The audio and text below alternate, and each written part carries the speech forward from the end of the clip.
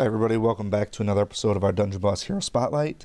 I know I had promised a Shade Rune review, but technically speaking, new features trump existing features, so we'll get to Shade's Runes next video, hopefully. But we're going to take a look at Therand Fiddlestrom today and see what his changes are, how he's been updated, whether he's viable, and then we're going to look at his epic and things like that. So Theron was sort of one of the OG as far as dwarves go. So way back in the day, for all of you new folks who haven't been around for 2 years, Theron was the go-to person to absolutely destroy Igorok. Partially because at the time, he had a little trait known as Armor Hunter, and he was the only hero that actually had it. In fact, I think he's still technically the only hero that has Armor Hunter, even though it's not called that anymore. So he was in a very rare class of his own, and he dealt double damage to armored. So that was pretty impressive, and it made quick work of Igorok. Now, in the days long past before runes, doing double damage to anybody was a huge deal, and Igorok at the time, being one of the few truly impressive crowd control heroes, was an absolute force on PvP defense. So having a counter to that was necessary. So his rework, Theron, has been definitely updated. He's got better stats now, so that's likely going to make him a little bit more potent. I'll get to the epic and stuff in a little bit, but I'm going to talk about some of his stats first. So first things first, he does have a bunch of not necessarily new traits, but they are revamped as far as the wording goes and sort of enhanced as well. The first one, which I have not gotten a chance to really look into yet because I've only just ran him enough to get his epic so that we could run that, but I didn't take a look at the actual numbers and I didn't have a good sample size to actually pull from. This first one here, the Dwarven Resolve, is the never miss and can't dodge situation. That's something that every dwarf had to begin with, but this new mechanic, similar to what we see with Agnon, where he does extra damage to really high defensive people. This one here is now a similar mechanic to people with high chance of dodge. Now, my initial guess on this particular mechanic here was to sort of counter the beast meta, if we have to. So I immediately thought of two people, Torchy and Lupina, who are both kind of shifty bastards in their outright.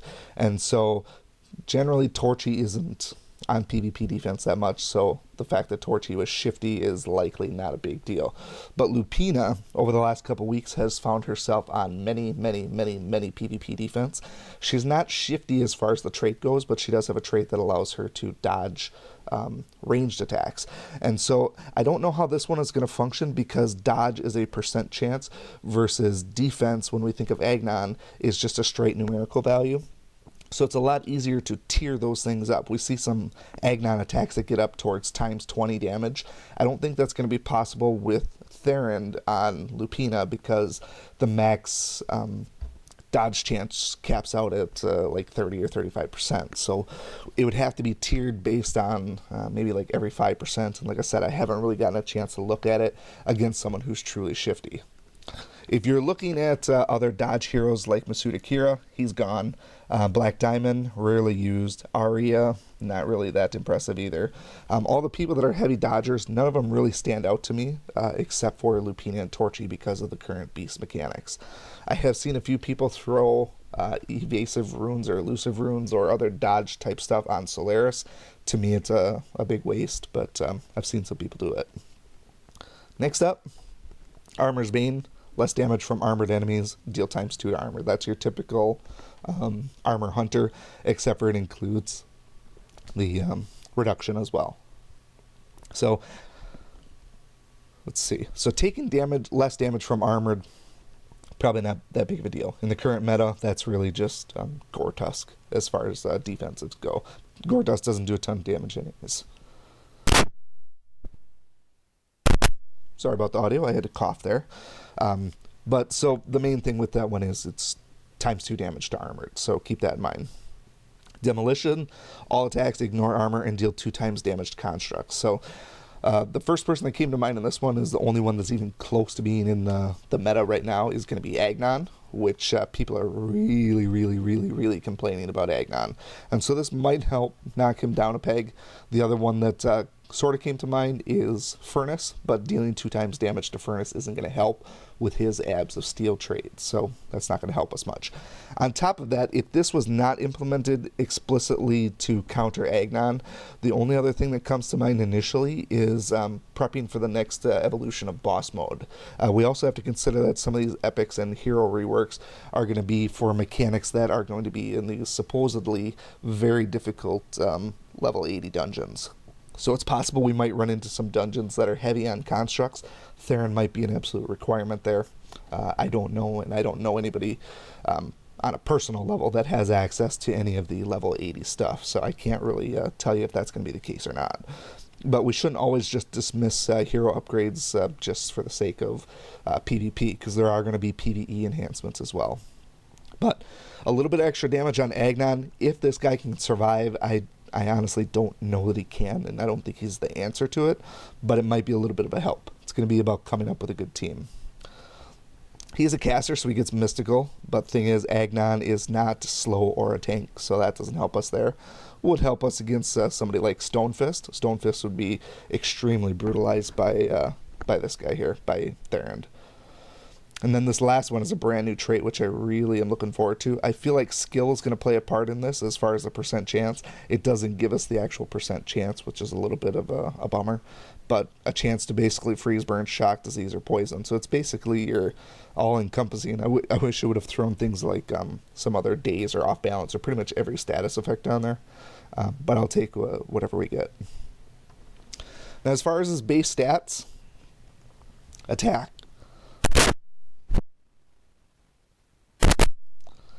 His base attack is actually pretty high. We've seen that Shade and Zom have the highest attack, but this one is quite a ways up there. This is actually higher than Grognog to start with.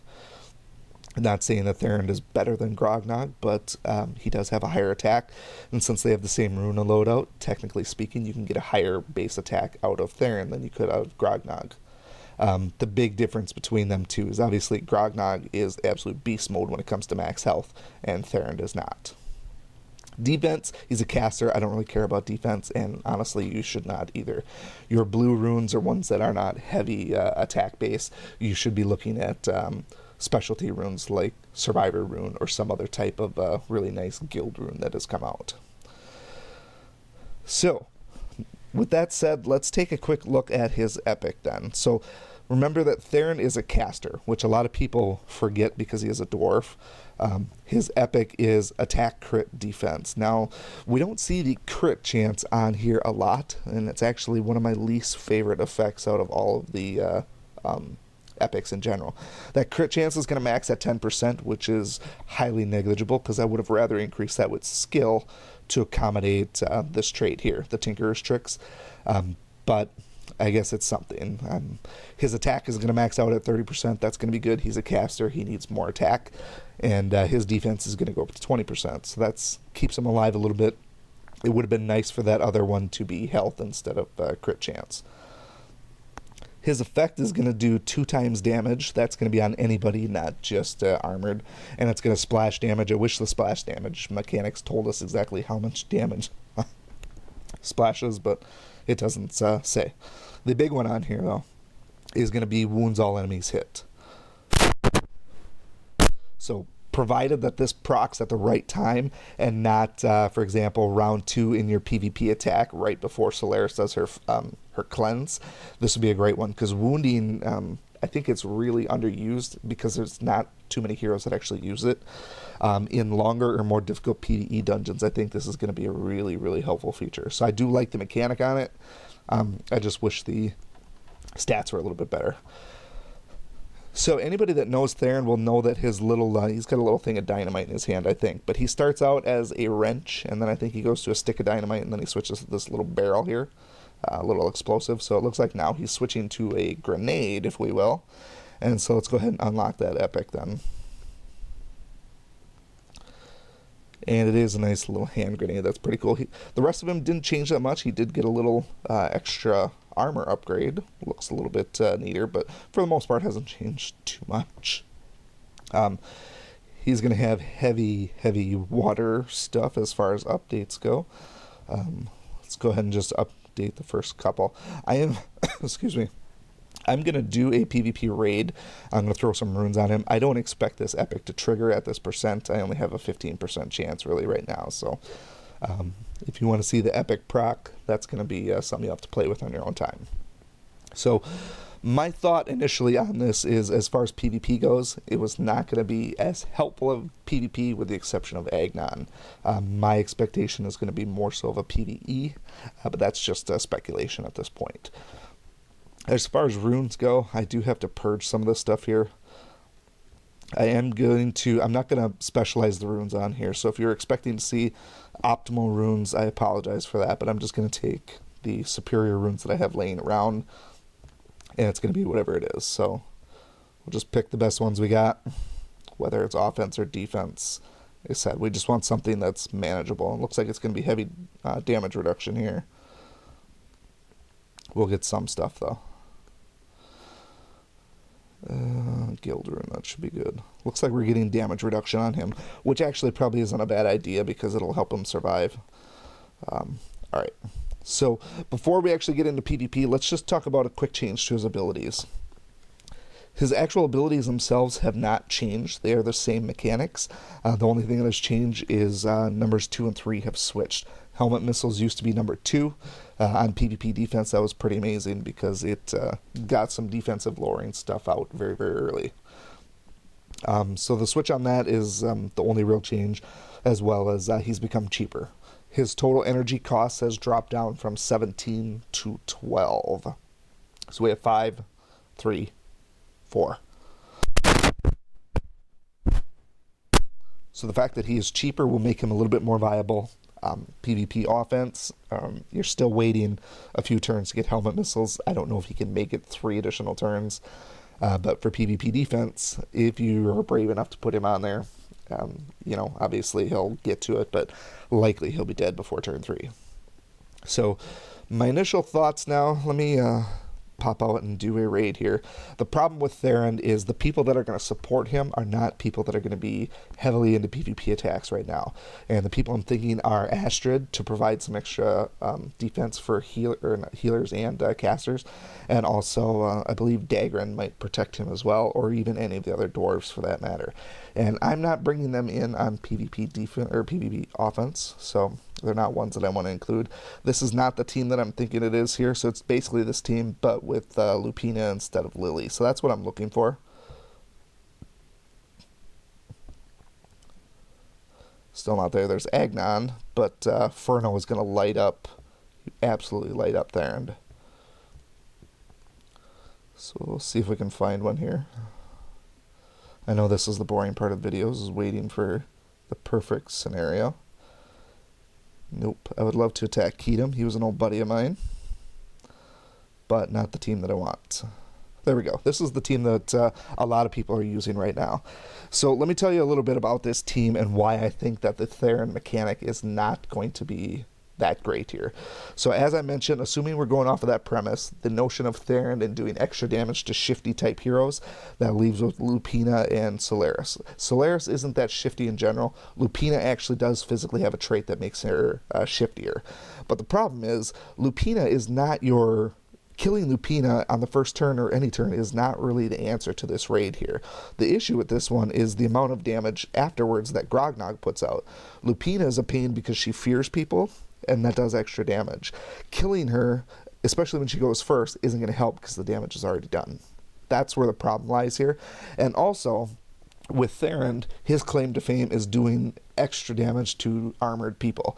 Guess what? Grognog is not and has not and probably will never be armored, which means we don't get that 2 times damage multiplier, which also we have to consider that it's likely that we're going to be forced to attack Gortas on the first turn anyways. So all of the things that we want to have for Theron are not really indicative of this particular match here.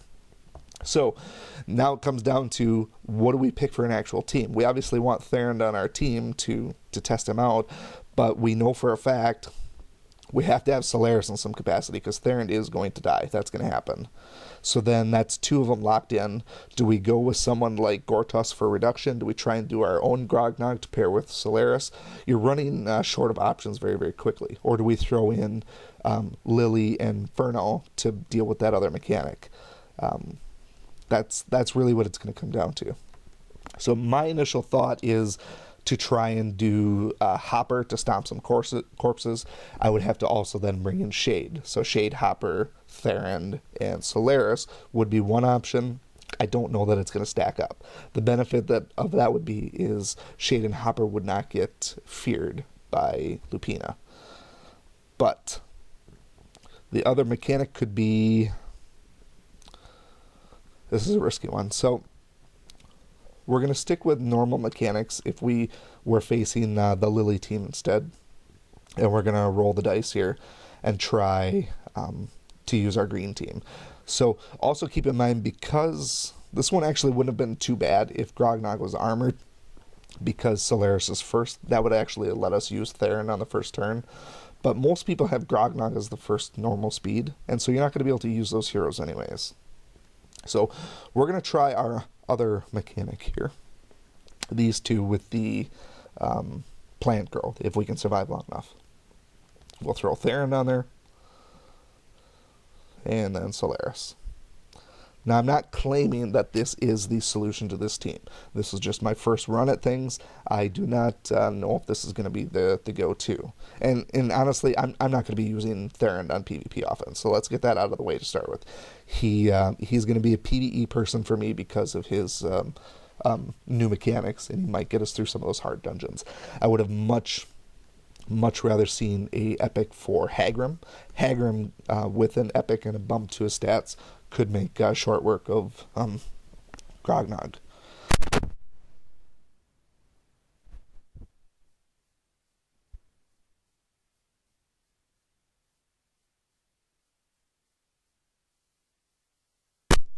Sorry, I went dark for a little bit there. I was coughing again. I'm kind of sick again. It's been a horrible winter up here.